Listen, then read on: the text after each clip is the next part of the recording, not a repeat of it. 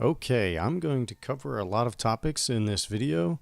We're going to cover free speech, hate speech, and I'm actually going to get into good, evil, love, and hate. So I'm going to cover a lot of ground in this video, and I guess I'll see how this goes.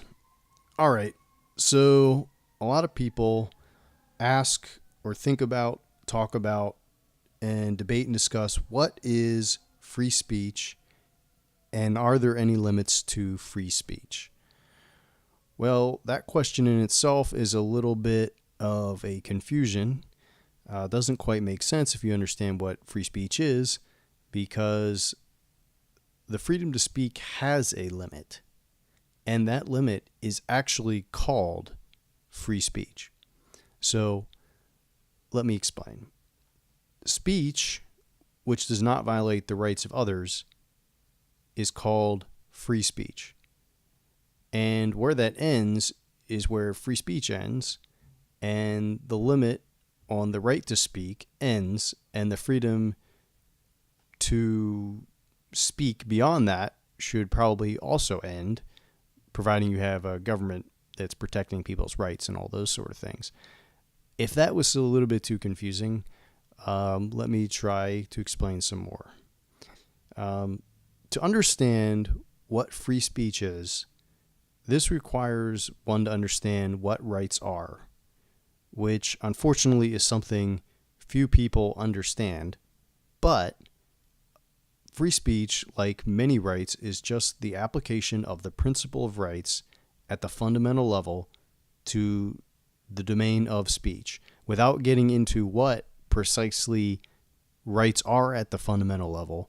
I'm just going to, for the purposes of this video and discussion, I will just explain at a basic level and give some examples and demonstrations of the concept of free speech by tying it into the concept of rights and giving some of those examples, as I said. So some examples of speech which violates rights are fraud. This is something that's normally illegal, and rightly so. Fraud is basically just theft by using deception through speech. Most people are probably familiar with that. Another is inciting violence or criminal behavior.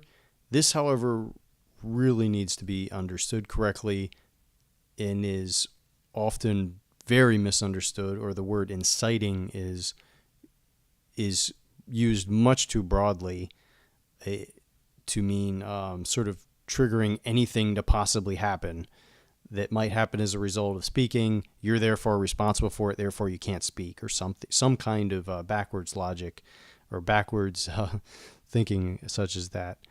So I'll try to go into more explanation of that.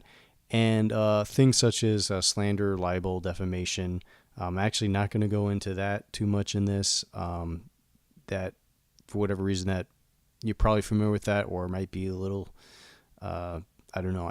I don't want to focus on that one too much. It might be a little too complicated or subjective, or I don't think we have as much of a problem with that as we do with the claims of inciting violence and criminal behavior and that sort of thing. I think that ties in much more to the current discussions of free speech than the others.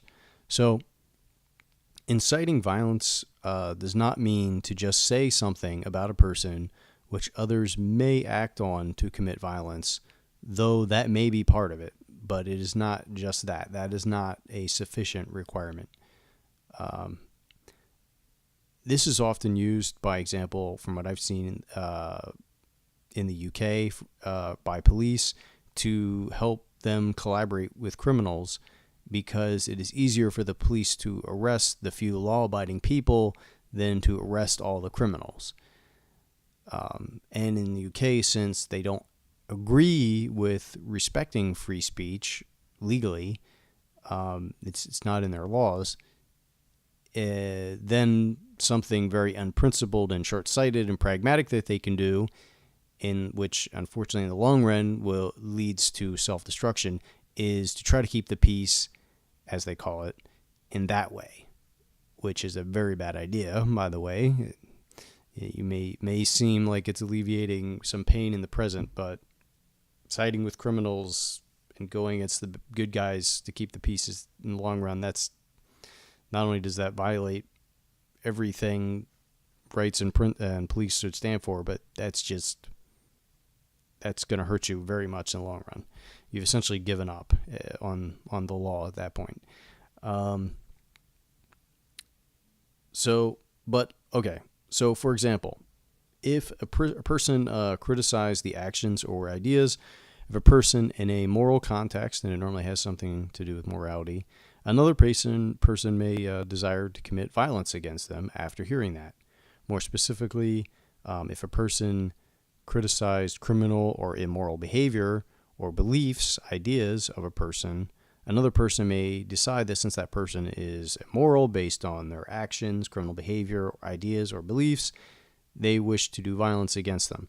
This, however, is not inciting violence against them unless the person doing the speaking actually calls for the other person's rights to be violated based on whatever actions or ideas, or forces people to violate some person's rights by using speech or lies or violates their rights in some way.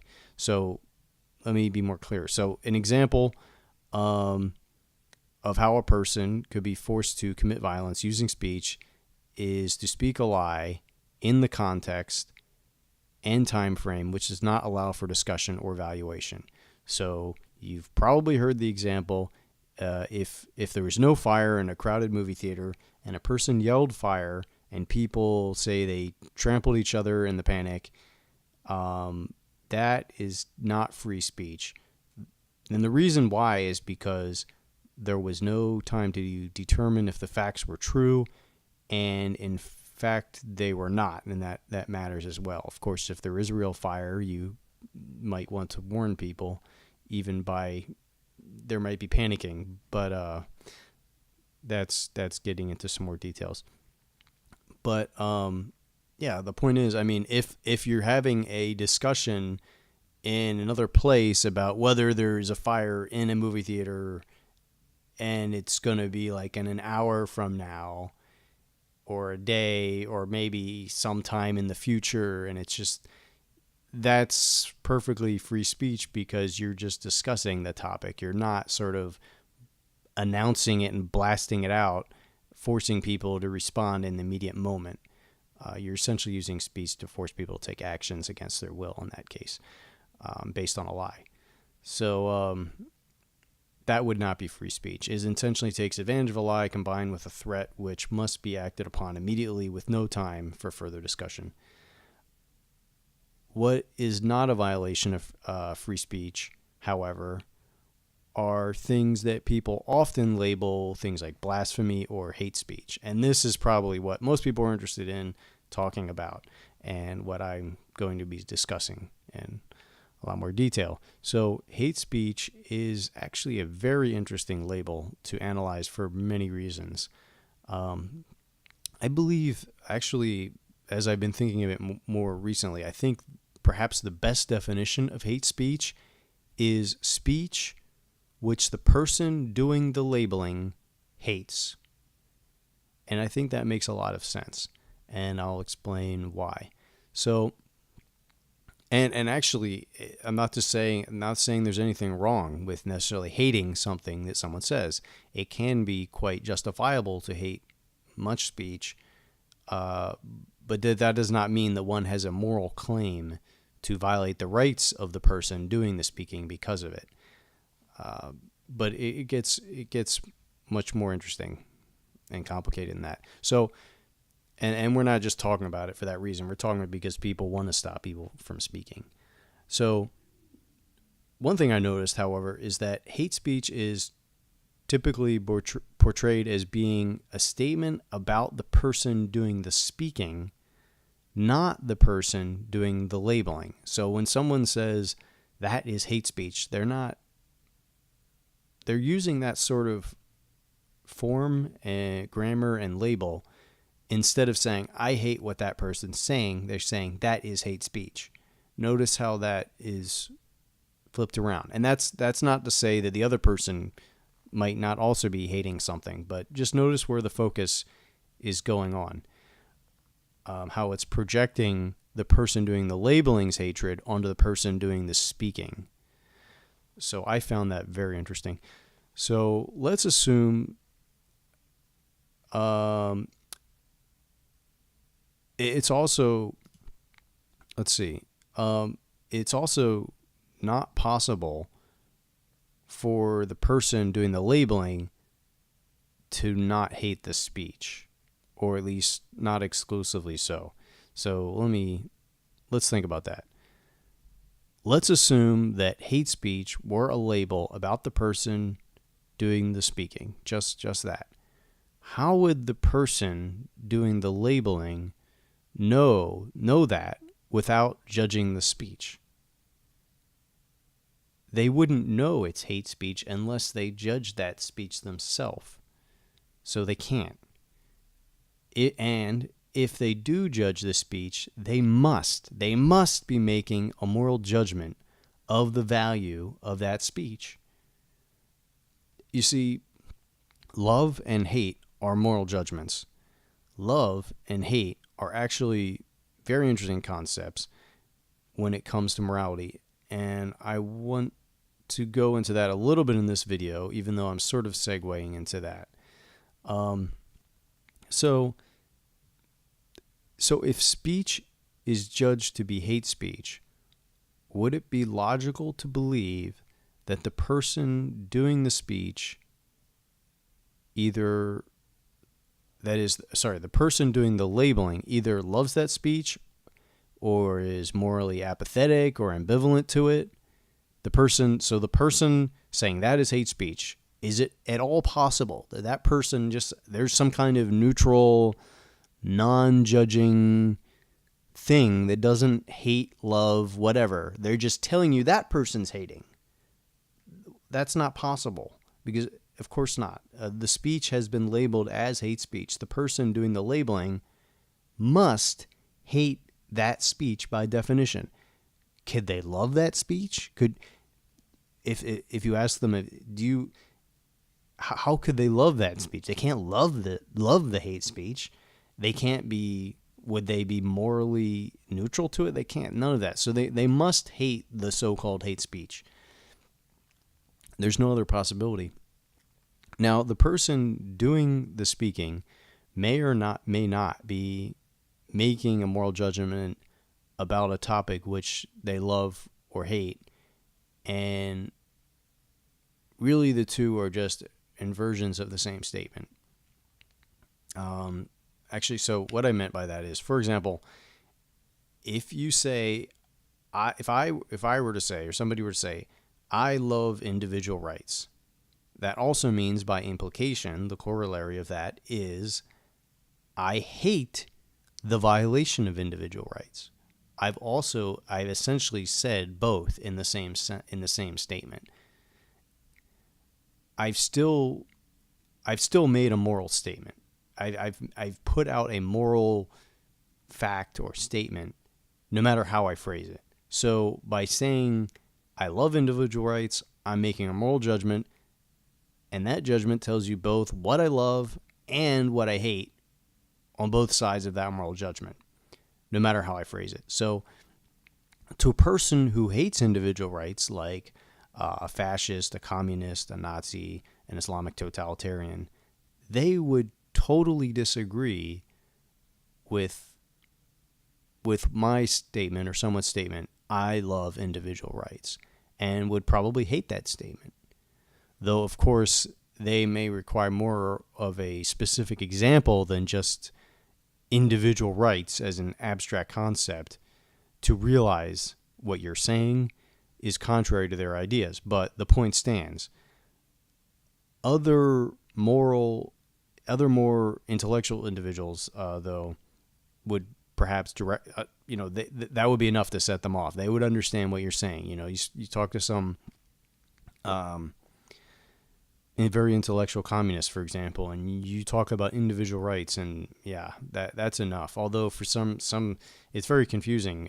They're not right, so of course they're full of contradictions, but somehow they talk about freedom and stuff like that. But they hate rights, if properly understood, to be about the individual, which there's only such thing as individual rights. There's no such thing as collective rights. But that's for another topic when we talk about the real fundamental nature and source of rights. So hate speech is really speech which says something about morality, and the label is used to silence that speech. That's why we're interested in this label.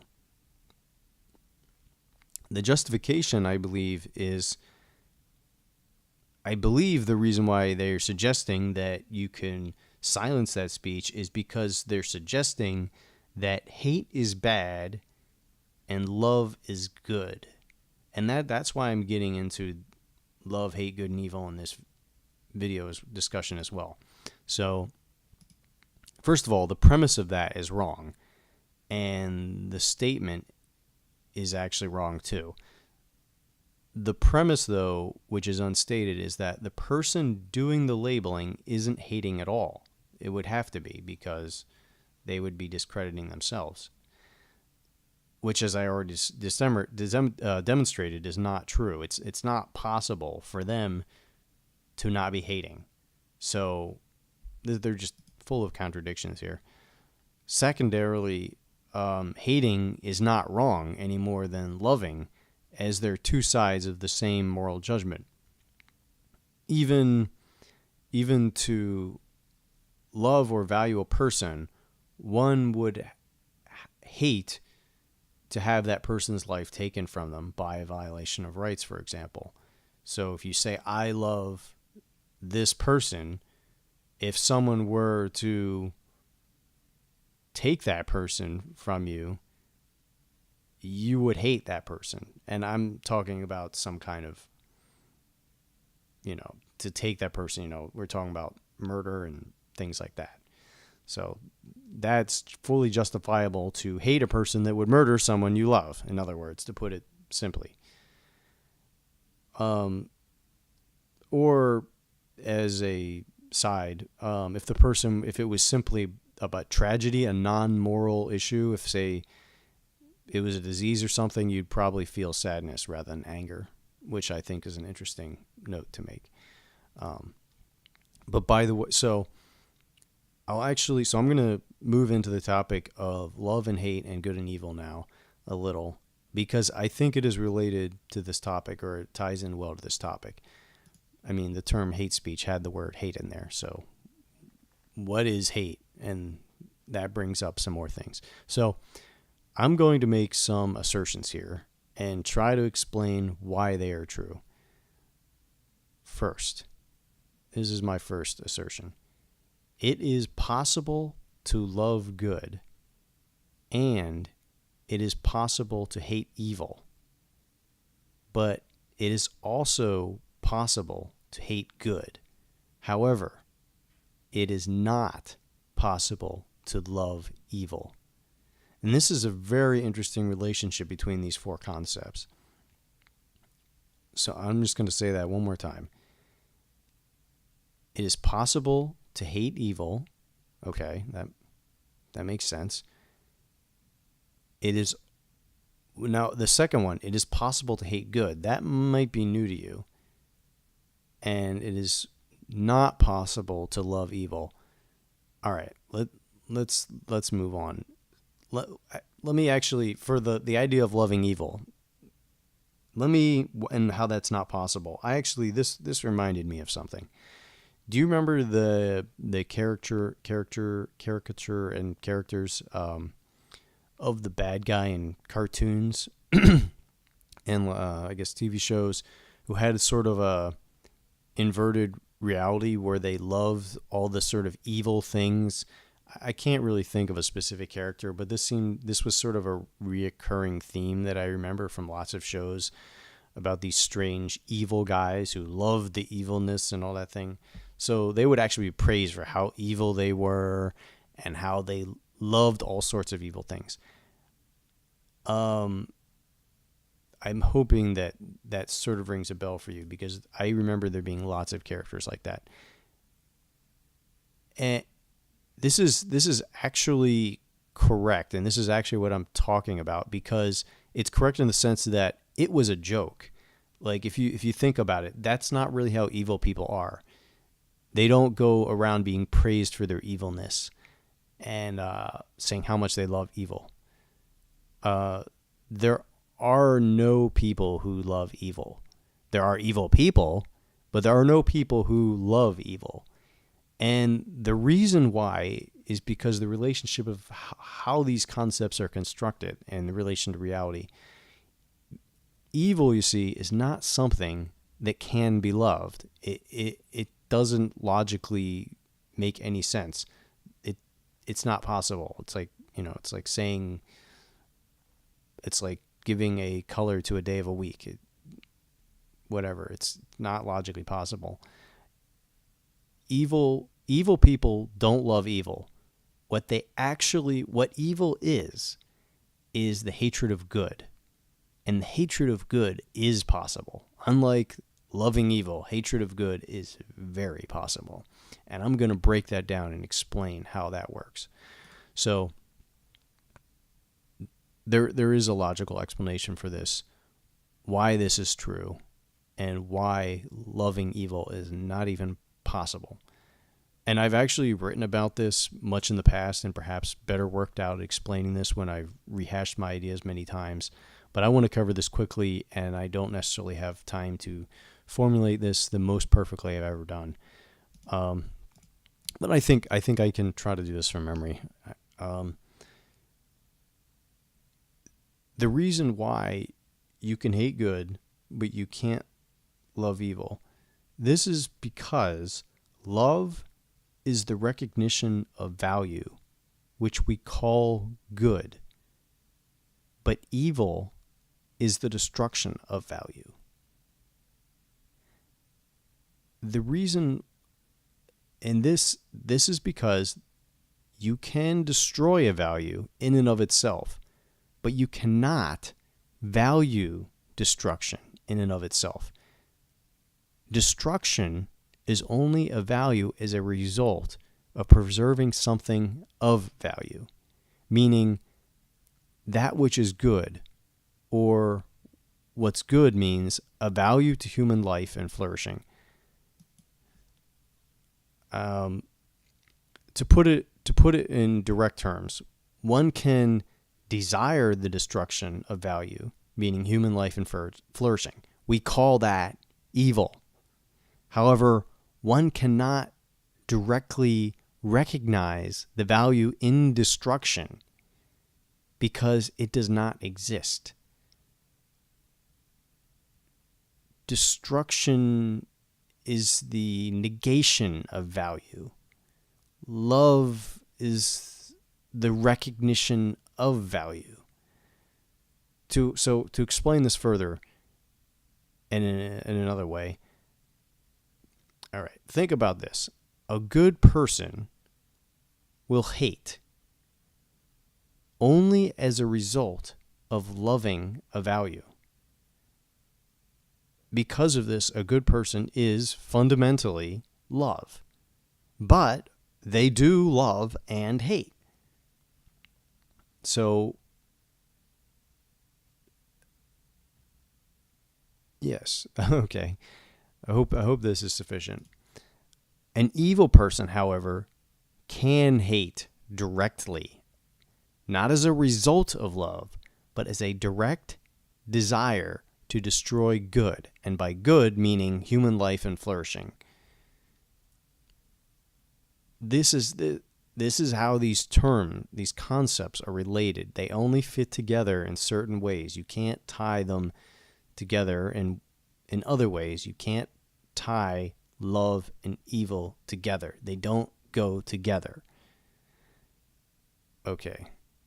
So one thing I found very interesting that I noticed, and you may also notice, is that evil people will often claim to hate nobody or anything. No one or anything. And actually, this, for me, and I think I'm suggesting for you as well, this should raise a lot of suspicion if you ever meet people like this. You may also observe them hating, strangely enough, they may claim this, but you may also observe them hating many things, including hate speech, ironically. So, I mean, they're just full of contradictions. But to get, by the way, I want to say there are people who are not necessarily evil, but they're a little bit confused. They're not really clear on what good is, and they may claim to not hate anyone, but that might be just because they're not a particularly venomous person, or they're just a little confused philosophically. And I'm not trying to wrap them up in there. I'm trying to wrap up the people who really portray themselves as truly not judging evil and claim to hate nothing. Watch out for those people. All right. So, by the way, an evil person, here's the really interesting thing that I discovered. An evil person doesn't just hate. The biggest irony of this, the people who say they don't even hate, by definition, they actually are hate. The person themselves, in a sense, is hate. The reason for this is because they hold the destruction of value as a primary, not as any consequence of a desire to preserve value and protect value through destruction. That makes them hate themselves. I mean, they hate, that's not what I meant. They do hate themselves, and among many other things, but that makes them hate. They are hate. So these people going around talking about hate speech, they are hate. They are hate. If you can fathom that concept. This is also interesting in the way the label hate speech works, in that it is largely a projection of their hate onto the person doing the speaking. Of course, if somebody else hates the person's speech who wants to make hate speech illegal, then they claim their speech is only love, and they simply have, or they simply have enough of the population on their side to only enforce the law against those who they disagree with. So, yeah, the person saying that person's hate speech, oh, I'm just speaking love. Well, we already demonstrated why that can't be true. Either they'll maintain that, or they'll simply get enough people on their side so whenever they hate speech, it'll be illegal. But whenever you hate speech that they say, it won't be illegal. So it's obviously everyone couldn't. It'd be the first person to yell the word hate speech if it was enforced universally and, quote, fairly. It wouldn't even make sense. It would just be a race to press the button first, and then whoever the other person said, it would be illegal. Or it's just complete logical contradiction, because then you could say, well, the person saying what I said is hate speech is, I hate that that's hate speech. And then, but of course it never gets to that level of insanity, because what they do is they simply get enough people on their side, so the law is only enforced one way, obviously. But beware those who claim not to hate. That is my warning to everyone, because they're either confused at best, and at worst, they are hate themselves. They are hate themselves. Good people love as a primary, and thus they are love itself. Good people are love. They only hate that which seeks to destroy human life and flourishing. It's only as a result. It's not a starting point. If you start with hate as your primary, if you start with destruction as your goal rather than human life and flourishing, then you are hate. It's okay to hate, but only because you start with love and you're trying to protect that. But love, you have to understand, that's the recognition of value. And for value, that's human life and flourishing. And actually, that probably gets into another video, because human life and flourishing is dependent on individual rights and freedom. And that ties back into individual rights, which we started with. So I don't know where to draw the line with all of these concepts sometimes, because they're all connected in so many ways. But this is actually my first attempt to recording something, so I just wanted to give it a try. And no matter how confusing this may be, I wanted to get out there because I think about these concepts. This is sort of my superpower, if you will. This is what I do.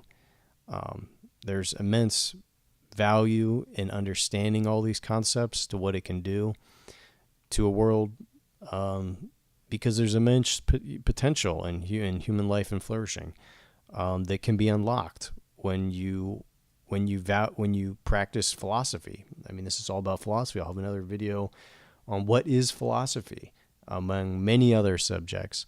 But what I like to do is philosophy. What philosophy has to offer is amazing things when you actually practice it correctly. You go from living a relatively short life and suffering to living hundreds, maybe thousands of years, flourishing and enjoying your life, and creating trillions and trillions of dollars of value and wealth when you do philosophy right. Just by having a few people that can set the course like this. But unfortunately, it's not an easy task. Just figuring it out, which I and others have already done, is not enough. And trying to communicate it, it's not enough. Even if you get really good at communicating it, it's still not enough, because people have to want to think. The fundamental, this is something I'll probably say again and again, one of the fundamental choice, and I want you to remember this, the fundamental choice in your life is to choose whether or not to think. And I dare you to think.